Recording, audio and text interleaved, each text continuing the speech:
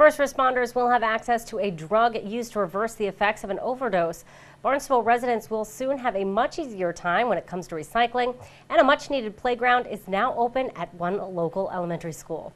These stories and more on this episode of Barnstable Today. It's Monday, November 24th, 2014. I'm Sarah Mannel.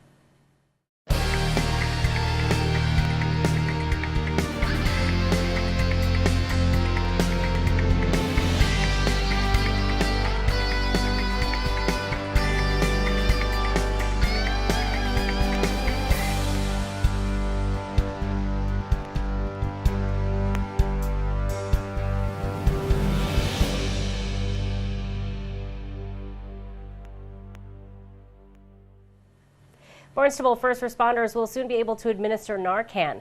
Last Friday, Governor Deval Patrick announced a grant for the town that will pay for Narcan kits for the Barnstable Police Department. Town manager Tom Lynch says the $32,000 grant will also pay for training officers to use the kits. There will be kits that are given out. There's an auto injection system that I was told is going to be provided by, I believe, a company called Avisio, and they're partnering with the state on this effort.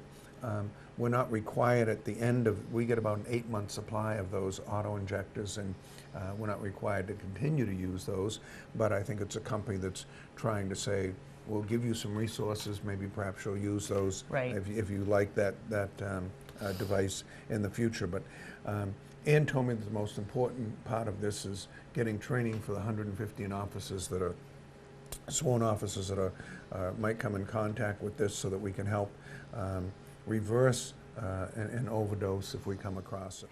Lynch says that providing police officers with life-saving Narcan is a great step towards stemming the tide of drug overdoses in our community. Barnstable residents will soon be able to stop sorting their recycling. The town will launch single-stream recycling January 1st of next year.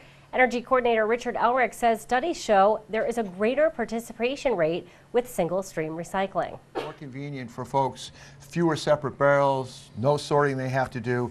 So we have decided, that is the Department of Public Works, with the support of the administration, of course, has decided to move to a single-stream recycling program starting January 1. Great.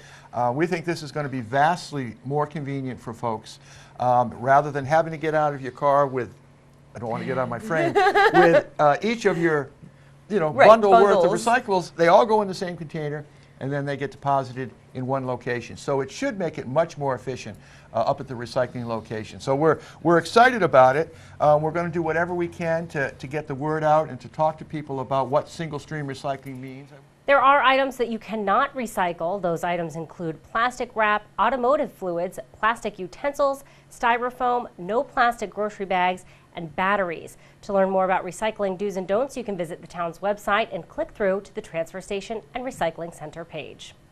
A new playground is now open at Barnstable Community Horace Mann Charter Public School in Hyannis.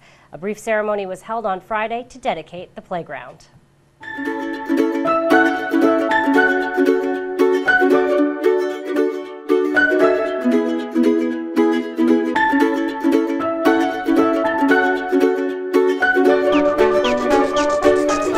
This morning we talked about how grateful we are within our school community, and that we were going to have another celebration this afternoon.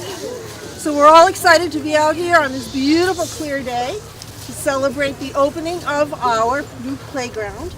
And I want you to know Mr. Eric Steinhilber, who's the chairman of the Board of Trustees, just one of many people who we are grateful to for putting this playground together for all of us. Do we love the new playground? Yeah! Well, I'm really happy to be here with everyone today. And like Principal Podesky said, this morning you talked about being a thankful community in your all-school meeting. And that's why we're here today, to say thank you to all the folks that helped make this playground a reality. And you remember a year ago we had to shut down the old playground, and that started a lot of work to get this new playground built. We had a design committee that helped design what the playground was going to look like. We had a playground committee that got together and started doing the fundraising, so we had the money to build it, and the town of Barnstable got involved. I'm pleased to have our town manager, Tom Lynch, here with us. Yay! Our superintendent, who was introduced, Dr. Mary, thank you. Thank you. We have our town council representative here, Phil Wallace, Deborah Dagwan, Jennifer Cullum. I'm also on the town council. I'm the cool guy from Precinct 2. And Sid Davidson from the LaRusso Foundation. Thank you. So it took a lot of work, and everyone worked all last year and into the summer to get this playground built. And Dave Kenyak in the facilities department, fantastic job getting this in. Lynn Boyant's here, and Patty Machado with our community service and recreation department.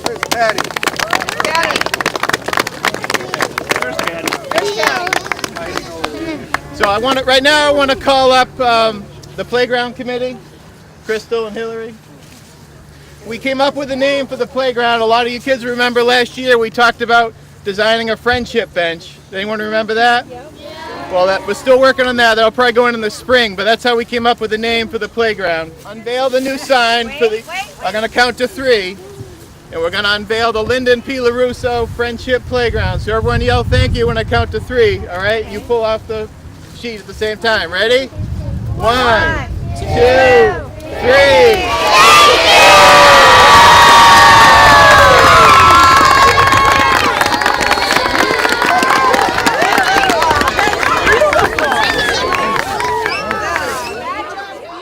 A year ago, September, the old playground, which was in the back of the school, was condemned. It wasn't safe to play on anymore. And leading up to that, some months prior, they had put a design committee together. They started to design what the playground looks like now. Last January, we really ramped up the fundraising, got a playground committee started. I reached out to a lot of individuals. We had folks donate to we had a GoFundMe website. We had a ice cream social. We had a auction that we had some targeted donations for, and some families contributed. We approached the LaRusso Foundation and the town of Barnstable, and we were able to pull it all together between January and June, over $130,000. And then with the great work of the facilities department, they were able to get the playground in the ground before September, so the kids had a place to play, because they went the whole last year without any playground, which was really a shame. So we're really happy to have this project finally done. It's not an easy thing to build a playground. There's a lot of hurdles you got to go through. Fundraising's a big hurdle. $130,000 for an elementary school to raise is not an easy thing, but the town of Barnstable really stepped up as a matching donor to the LaRusso Foundation, and all the other donations we were able to get through PTO and our friends of group that we have here at the school. And then to go through, the rec department and the community preservation committee and the town council and the town manager's office, just everyone working together. And we all had this past September in mind to have this playground done for the kids, and everyone really stepped up, and it was great to be part of it. This school in general is very important to our community, because we're in the district that is always of critical concern to me. So I think that this just helps kind of sew up that fabric and make it a tighter and better experience for all the kids. This is a fantastic school. My son's in first grade here, and with Erin McGinnis as his teacher. So shout out to Erin McGinnis, she's fantastic. And I have to say that I'm so pleased with the level of instruction here and the commitment to quality of education and caring for the kids. So I think this is the perfect place for this playground, because the people here care so much. So I'm really, really pleased to be a part of it today.